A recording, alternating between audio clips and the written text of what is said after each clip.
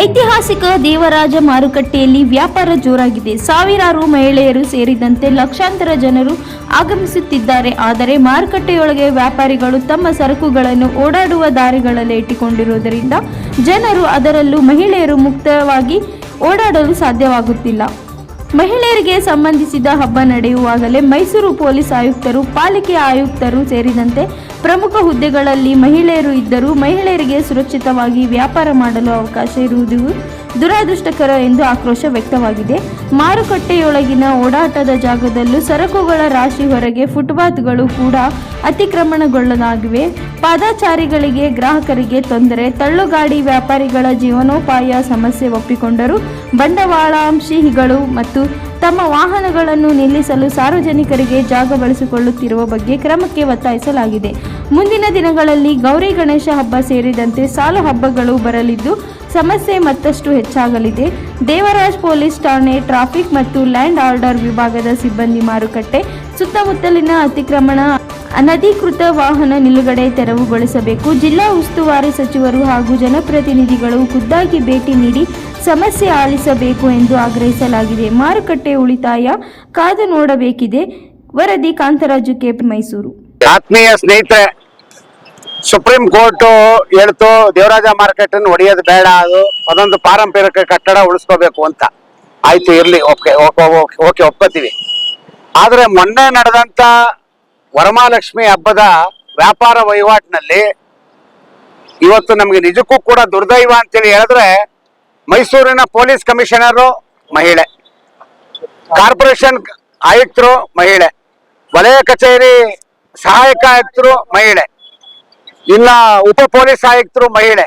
ಇಷ್ಟು ಜನ ಎಲ್ಲ ಮಹಿಳೆಯರಿದ್ದಾರೆ. ಮಹಿಳೆಯರ ಇಷ್ಟು ದೊಡ್ಡ ಹಬ್ಬ ನಡೀತಾ ಇದೆ, ಇಷ್ಟು ಜನ ವ್ಯಾಪಾರ ವಹಿವಾಟು ಮಾಡ್ತಾ ಇದ್ದಾರೆ, ಲಕ್ಷಾಂತರ ಜನ ಮಹಿಳೆಯರು ಬಂದಿದ್ದಾರೆ.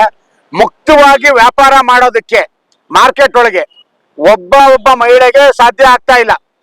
ಕಾರಣ ಇಷ್ಟೇ ಇರುವಂತದ್ದು, ಸುಪ್ರೀಂ ಕೋರ್ಟ್ನ ಆಜ್ಞೆ ಒಂದ್ ಪಕ್ಕಕ್ಕಿಡಿ, ಈ ಪ್ರತಿಯೊಬ್ಬ ವ್ಯಾಪಾರಸ್ಥರು ಕೂಡ ಅವರು ಕೊಟ್ಟಿರೋಂತ ಜಗಲಿಯಿಂದ ಕೆಳಗಡೆಗೆ 4 ಅಡಿ 5 ಅಡಿ ಜನ ಓಡಾಡೋ ಅಂತ ಜಾಗದಲ್ಲೂ ಕೂಡ ಅವ್ರ ಪದಾರ್ಥಗಳನ್ನ ಇಟ್ಕೊಂಡು ವ್ಯಾಪಾರ ಮಾಡುವಂತ ಒಂದು ಈ ದಂಧೆ ಒಳಗೆ ಮಹಿಳೆಯರು ಮುಕ್ತವಾಗಿ ಓಡಾಡಕ್ ಆಗ್ತಾ ಇಲ್ಲ. ನಾನು ಇವತ್ತಿನ 3 ಜನ ಈ ಮಹಿಳಾ ಅಧಿಕಾರಿಗಳನ್ನ ಪ್ರಶ್ನೆ ಮಾಡ್ತೀನಿ, ನಿಮ್ಗೆ ನೈತಿಕತೆ ಇದೆಯಾ? ಮಹಿಳೆಯರ ಬಗ್ಗೆ ಜವಾಬ್ದಾರಿ ಇದೆಯಾ? ಇನ್ನ ಜಿಲ್ಲಾ ಉಸ್ತುವಾರಿ ಸಚಿವರೇ, ಒಂದು ಸಾರಿ ಮಾರ್ಕೆಟ್ ಒಳಗಡೆ ಹೊರಗಡೆ ಬಂದು ಓಡಾಡಿ ಜನ ಮುಕ್ತವಾಗಿ ವ್ಯಾಪಾರ ಮಾಡಕ್ ಆಗ್ತಾ ಇದೆಯಾ? ನಾಚಿಕೆ ಆಗುತ್ತೆ ರೀ. ಇಷ್ಟು ದೊಡ್ಡ ದೊಡ್ಡ ಮಹಿಳಾ ಅಧಿಕಾರಿಗಳನ್ನ ಮಡಿಕೊಂಡು ಇನ್ನು ಸಾಲು ಹಬ್ಬಗಳು ಬರ್ತಾ ಇದೆ. ಇನ್ನು ಗೌರಿ ಗಣಪತಿ ಹಬ್ಬ ಬರುತ್ತೆ, ಅದು ಮಹಿಳೆಯರಿಗೆ ಸಂಬಂಧಪಟ್ಟಂತ ಹಬ್ಬಗಳು. ಮುಕ್ತವಾಗಿ ಮಹಿಳೆಯರು ಓಪನ್ ಆಗಿ ಓಡಾಡಕ್ ಆಗ್ತಾ ಇಲ್ಲ ದೇವರಾಜ ಮಾರ್ಕೆಟ್ ಅಲ್ಲಿ ಅಂತ ಹೇಳಿದ್ರೆ, ಇಂಥ ದುರ್ದೈವ, ಇಂಥ ದುಸ್ಥಿತಿಲಿ ಬದುಕ್ತಾ ಇದೀವಿ ನಾವು. ಇನ್ನು ಮುಂದೆ ಬಂದ್ರೆ ಪೊಲೀಸ್ನವರು ರಸ್ತೆ ತಡೆ ಮಾಡಿದ್ರೆ ಚಳವಳಿಗಾರರನ್ನ ಬಂಧಿಸ್ತಾರೆ, ಹೋರಾಟಗಾರರನ್ನ ಬಂಧಿಸ್ತಾರೆ. ಇದೇ ಪೊಲೀಸ್ನವರು ತಳ್ಳೋ ಗಾಡಿಗಳ ದಂಧೆ ಮಾಡುವಂತವ್ರಿಗೆ ಮುಕ್ತವಾಗಿ ಎಲ್ಲ 2 ವೀಲರ್ ನಿಲ್ಸುವಂತ, ಯಾವ್ದೋ ದ್ವಿಚಕ್ರ ವಾಹನಗಳು ನಿಲ್ಸುವಂತ ಜಾಗ ಇದೆ, ಅದನ್ನೆಲ್ಲ ಆಪೋಷಣ ಮಾಡ್ಕೊಂಡು ತಳ್ಳೋ ಗಾಡಿ ನಿಲ್ಸಕ್ಕೆ ಅಂತೇಳಿ ಕೊಟ್ಬಿಟ್ರೆ, ಹೌದು ಬಡವರು ವ್ಯಾಪಾರ ಮಾಡ್ಬೇಕು, ಬಡವ್ರ ಜೀವನ ಎಲ್ಲ ಇದೆ, ಒಪ್ಕೋತೀನಿ ರೇ. ಇಲ್ಲಿ ಬಡವ್ರು ಇಲ್ಲ, ಇಲ್ಲಿ ಬಂಡವಾಳಶಾಹಿಗಳಿರುವಂತದ್ದು. ಬಂಡವಾಳಶಾಹಿಗಳು ಅವ್ರು ಬಂಡವಾಳ ಹಾಕಿ ಗಾಡಿಗಳನ್ನು ಮಾಡ್ಕೊಟ್ಬಿಟ್ಟು ಅವ್ರಿಗೆ 200-300 ರೂಪಾಯಿ ಸಂಬಳ ಕೊಡ್ತಾ ಇದ್ದಾರೆ. ಫುಟ್ಪಾತ್ ವ್ಯಾಪಾರದ್ದು ಅಷ್ಟೇನೆ. ಮಾರ್ಕೆಟ್ನ ಬೋಟಿ ಬಜಾರ್ ರಸ್ತೆಗೆ ಹೋಗಿ ನೋಡಿ ನೀವು, ಎಲ್ಲ ಅಂಗಡಿಗಳು ಫುಟ್ಪಾತ್ ಆಚೆ ಫುಟ್ಪಾತ್ ಅಲ್ಲಿ ಬಂದ್ಬಿಟ್ಟಿದೆ. ಅಂಗಡಿಗಳಲ್ಲಿ ಒಬ್ರು ಅಂಗಡಿ ಇಟ್ಕೊಂಡಿಲ್ಲ.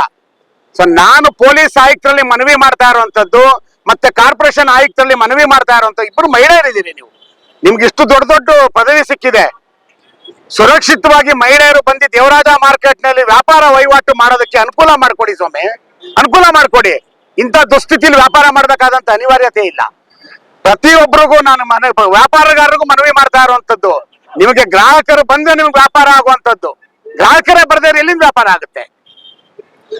ಜೊತೆಯಲ್ಲಿ ದೇವರಾಜ ಪೊಲೀಸ್ ಸ್ಟೇಷನ್ ನ ಅಧಿಕಾರಿಗಳಲ್ಲಿ, ಟ್ರಾಫಿಕ್ ಮತ್ತೆ ಲ್ಯಾಂಡ್ ಆರ್ಡರ್ ಅಲ್ಲಿ ನಾನು ಮನವಿ ಮಾಡ್ತಾ ಇರುವಂತದ್ದು, ಫುಟ್ಪಾತ್ಗಳು ಆಕ್ರಮಣ ಆಗ್ತಾ ಇದೆ.